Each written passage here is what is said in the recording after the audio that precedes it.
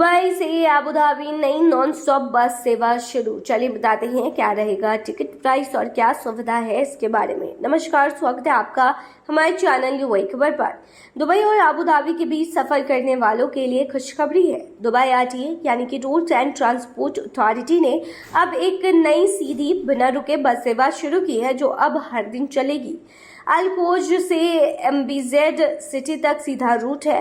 बता दें, नई बस दुबई के अलकोज बस स्टेशन से चलेगी और सीधे अबू धाबी के एमबीजेड सिटी बस स्टेशन पहुंचेगी। यह बस शेख जायद रूट से बिना रुके चलेगी। सफर का जो समय है वो करीब 1 घंटा 45 मिनट से 2 घंटे होने वाला है, जो कि ट्रैफिक पर डिपेंड करता है। किराए की बात करेंगे तो किराया सिर्फ 25 दिरहम है, जो भारतीय मुद्रा में 560 रुपए होते हैं। भुगतान की बात करें तो आप कैश से पेमेंट कर सकते हो या फिर बैंक कार्ड का इस्तेमाल कर सकते हो या फिर नूल कार्ड से भी आप पेमेंट कर सकते हो।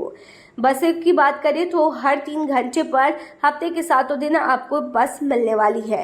हर बस में 50 यात्री बैठ सकते हैं। पहचान इस बस की बात करें कि आखिर इस बस की पहचान क्या है, तो बसें जो हैं वो चमकीले हरे रंग की होने वाली है। पहले कहाँ से मिलती थी बस, तो बता दें कि अभी तक दुबई से अबू धाबी जाने वालों के लिए बसें सिर्फ एआई, गुबाइबा और इब्न बतूता बस स्टेशन से मिलती थी, लेकिन अब अलकोज से नई सेवा शुरू होने से सुकेम, अल बरशा और आसपास के इलाके वालों को भी सीधा फायदा मिलेगा। आरटीए का आखिर मकसद क्या है, तो बता दें, आरटीए का मकसद है कि उनका टारगेट पब्लिक ट्रांसपोर्ट को ज्यादा से ज्यादा सुविधाजनक बनाना है। वे चाहते हैं कि लोग बस, मेट्रो, ट्राम और समुद्री ट्रांसपोर्ट को आसानी से आपस में कनेक्ट कर सके। आगे का प्लान क्या है, तो बता दें कि इसी साल मई 2025 में दुबई शारजाह के बीच रूट पर 308 भी शुरू हुआ था, जिसमें किराया सिर्फ 12 दिरहम है। आरटीए ने हाल ही में दुबई में 5 नए बस रूट भी शुरू किए हैं। 2026 में एतिहाद रेल यानी हाई स्पीड ट्रेन भी लॉन्च होगी, जिससे दुबई अबू धाबी सिर्फ 1 घंटे से कम में पहुंचा जा सकेगा। फिलहाल सबसे किफायती ऑप्शन बस ही है। अभी के लिए दुबई और अबू धाबी के बीच बस यात्रा ही सबसे सस्ता और आसान विकल्प है। देखिए, ये स्पेशली उन लोगों के लिए भी फायदेमंद होने वाला है जो इस मौसम में दुबई घूमने के लिए जाना चाहते हैं। सभी को पता होगा कि दुबई बहुत महंगा है। अगर आप वहां घूमने के लिए जाते हैं, ऐसे में आपको पब्लिक ट्रांसपोर्ट का इस्तेमाल करना चाहिए, क्योंकि ये सेफ भी होता है और बजट फ्रेंडली भी होता है। ऐसे में दुबई और अबू धाबी की डिस्टेंस जो है वो काफ़ी ज़्यादा है।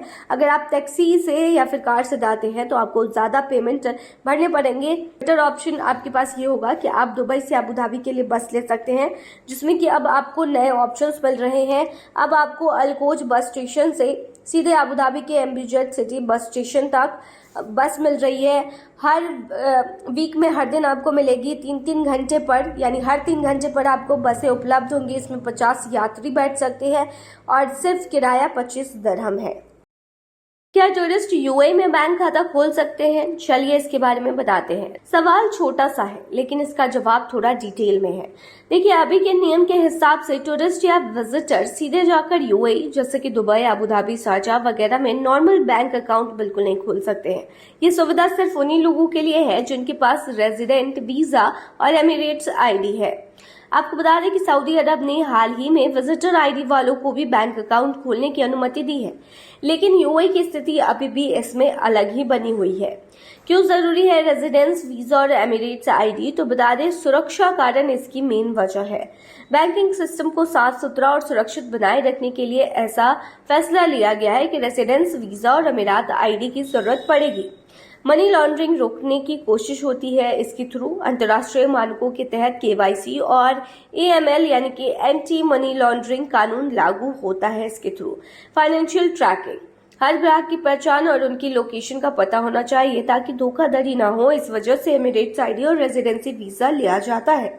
टूरिस्ट या नॉन रेजिडेंस अकाउंट खोलने के अलग ऑप्शंस हो सकते हैं। देखिए, कुछ UAE bank non residence account की सुविधा देते हैं। ये फुल सर्विस अकाउंट नहीं होते, बल्कि इनकी लिमिटेशन रहती है। जैसे बड़े लेन देन पर रोक लग सकती है, मिनिमम बैलेंस जो है वो ज्यादा रखना पड़ सकता है आपको। कई बार सिर्फ सेविंग्स अकाउंट खोलने की अनुमति मिलती है, करंट अकाउंट आप नहीं खोल पाते।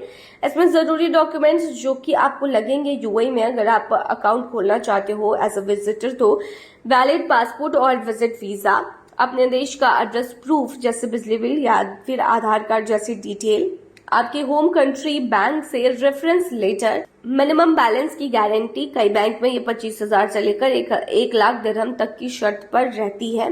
बैंक में जाकर पर्सनल वेरिफिकेशन आपको करना पड़ेगा। अगर आप टूरिस्ट है तो आपके लिए ऑप्शंस ये है कि जब तक आप रेजिडेंसी वीजा नहीं लेते, आपके पास कुछ ऑप्शंस रहते हैं, जैसे इंटरनेशनल बैंकिंग सर्विस जैसे HSBC ग्लोबल, सिटी बैंक या स्टैंडर्ड चार्टर्ड। इससे इनके पास पहले से ग्लोबल अकाउंट होते हैं, आप इनका इस्तेमाल कर सकते हैं।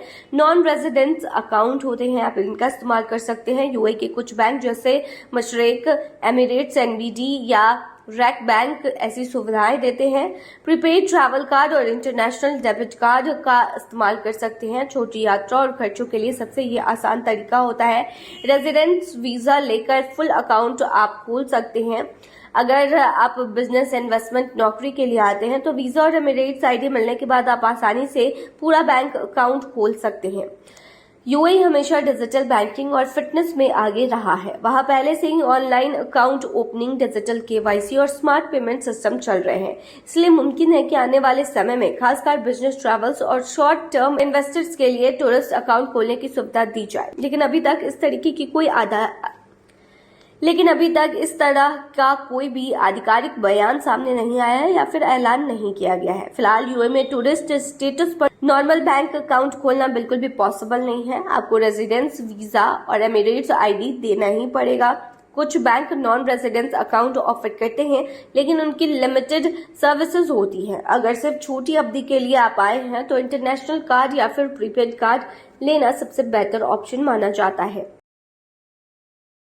दुबई की भीड़ और खर्च से तंग गल्फ के सबसे सस्ते और शांत देश की सैर करें। जब भी अरब देशों का जिक्र होता है तो जहन में सबसे पहले दुबई की ऊंची ऊंची इमारतें, लग्जरी कारें और रोशनी से जगमगाते जिंदगी की तस्वीर सामने आती है। लेकिन इसी चमक दमक से भरे गल्फ रीजन में एक ऐसा देश भी है जो बिना शोर शराबे के सुकून भरी, सस्ती और सुरक्षित जिंदगी का वादा करता है। नाम है ओमान। कम लोग जानते हैं कि ये देश अपने शांत माहौल, मेहमान नवाजी और कुदरती खूबसूरती के लिए दिल जीत लेता है। ओमान अरब प्रायद्वीप के दक्षिण पूर्वी किनारे बसा हुआ देश है। यह सऊदी अरब, यमन और संयुक्त अरब अमीरात से घिरा हुआ है। राजधानी और सबसे बड़ा शहर मस्कट है। देश की राजनीतिक व्यवस्था सुल्तानी है और वर्तमान सुल्तान है हथम बिन तारिक। यहाँ की आधिकारिक भाषा अरबी है और मुख्य धर्म इस्लाम। तेल और प्राकृतिक गैस के मामले में ओमान विश्व में महत्वपूर्ण स्थान रखता है। आपको बता दें कि हाल ही में डेटा प्लेटफॉर्म नंबियो ने इसे 2025 में GCC में रहने के लिए सबसे किफायती देश घोषित किया है। यानी अगर आप बजट फ्रेंडली और कम दबाव वाली लाइफस्टाइल की तलाश में है तो ओमान आपके लिए बेस्ट डेस्टिनेशन हो सकता है। ओमान सदियों से समुद्र और व्यापार से जुड़ा रहा है। 17वीं और 18वीं शताब्दी में मस्कट एक समुद्री समृद्ध राजधानी था। आपको बता दें कि यहाँ नौकाएं हिंद महासागर और पूर्वी अफ्रीका के व्यापार मार्गों पर हावी थी। अफ्रीका के तट तक फैला इसका साम्राज्य, जिसमें जांजिबार भी शामिल था।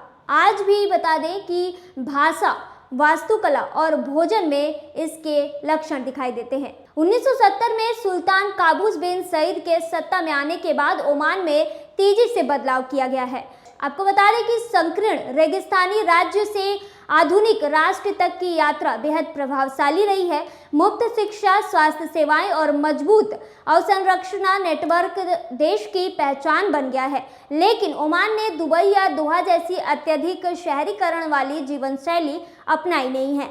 आपको बता दें कि जब सुल्तान हैथम बिन तारिक के नेतृत्व में ओमान अपनी विजन 2040 सुधार योजनाओं को आगे बढ़ा रहा है तो इसका उद्देश्य है कि आर्थिक विविधीकरण और सांस्कृतिक प्रामाणिकता को बनाए रखना। यही संतुलन ओमान को पड़ोसी देशों की तेज तर्रार जीवन शैली से अलग, शांत और संतुलित बनाता है। तो ये सबसे किफायती और सस्ता क्यों कहा जाता है, तो आपको बता दें कि नंबियो के आंकड़ों के मुताबिक इस देश में 4 सदस्यीय परिवार का 9,597.6 अमीराती दिरहम प्रति माह खर्च आ सकता है और वहीं अकेला व्यक्ति का 2,773.2 अमीराती दिरहम प्रति महीने यूएई की तुलना में कुल खर्च 26.5% कम है और किराया तो 71.7% सस्ता है। सोचिए, किराया देने के बाद भी आपके पास ट्रिप के लिए बजट बच सकता है। ओमान सिर्फ सस्ता नहीं है बल्कि जीवन की क्वालिटी को भी शानदार रखता है। यहाँ शहर कम भीड़ भाड़ वाले हैं। आपको बता दें कि इंफ्रास्ट्रक्चर जो है वो बेस्ट क्वालिटी का है, ट्रस्टेबल है और सामाजिक जो ढांचा है वो काफ़ी बेहतर है। प्रवासियों के लिए यहाँ रहने के लिए सेफ्टी है, आर्थिक मूल्य और सांस्कृतिक समृद्धि भी बिना गल्फ शहरों की तेज तर्रार जीवन शैली भी जो है यहाँ पर देखने को मिलती है। आपको प्रकृति की खूबसूरती भी यहाँ आपको देखने की मिलेगी, जो यहाँ का सबसे बेस्ट और सेंट्रल अट्रैक्शन का पार्ट है। जैसे हाजर पर्वत, वहीबा रेत और शांत तटरेखा जीवन को हमेशा ही छुट्टी जैसा अनुभव कराता है। साथ ही किराए की बात करें और सब्सिडी नीतियाँ लागत की बात करें तो ये हमेशा यहाँ पर नियंत्रित रखती है। किफ़ायती जीवन शैली केवल व्यक्तिगत विकल्प नहीं है बल्कि जीसीसी के प्रवासन पैटर्न को बदल सकता है। आर्थिक पेशेवर और परिवार मस्कट को दुबई या दोहा के बजाय चुन सकते हैं। 2025 की शुरुआत में ओमान ने विदेशी निवेशकों के लिए नई प्रोत्साहन योजनाएं और वीजा प्रक्रियाओं में सरलता पेश की है, जिससे यह और भी अट्रैक्टिव और सुलभ बन गया है। नंबियो को कॉस्ट ऑफ लिविंग इंडेक्स क्या है, तो आपको बता दें कि कॉस्ट ऑफ लिविंग इंडेक्स यानी वैश्विक स्तर पर यह बताता है कि किसी निश्चित जीवन स्तर को बनाए रखने के लिए औसत खर्च कितना होता है। इसमें आवास यानी रहने का, भोजन और जरूरी सामानों और परिवहन, दैनिक खर्च सारा कुछ शामिल होता है। डेटा प्लेटफॉर्म नंबियो इसे क्राउड सोर्स करता है और वास्तविक समय में सस्ती जीवन शैली की झलक देता है।